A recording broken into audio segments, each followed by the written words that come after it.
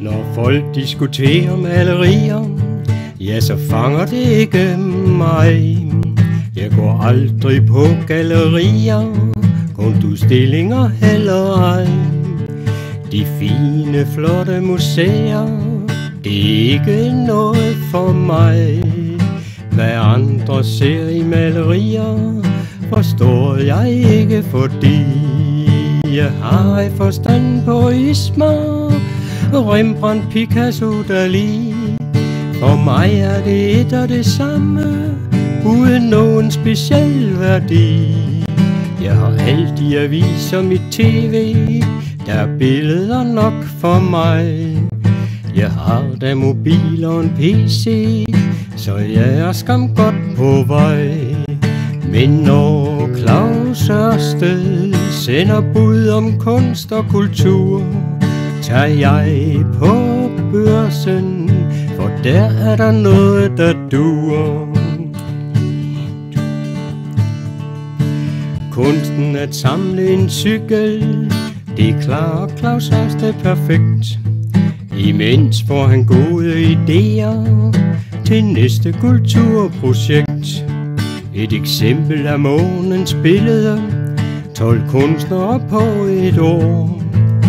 30 dages berømmelse i Børsens lokaler får. Så fernisering med dansker, tøjser det salamer ting. Moral han holder foredrag om kunst og fantastiske ting. Fra 18 til 24, malerierne er til salg. Og så er der take-away art, helt efter eget valg.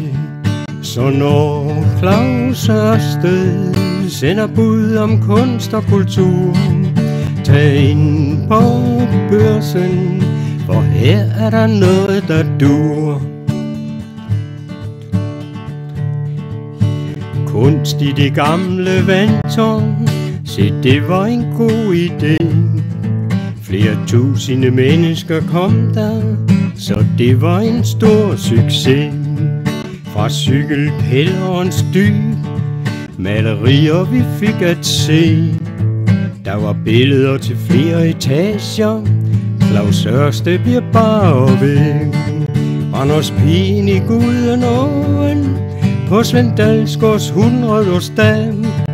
Hun spejler sig smukt i vandet, derude fra øen af. En overraskende flytning af månebilleder, cykler og kunst. Det var helt til Gemsing hoved, men heldigvis kun til låns. Så når Claus Ørsted sender bud om kunst og meget mere, tag ind på Børsen, det er stadigvæk her det sker.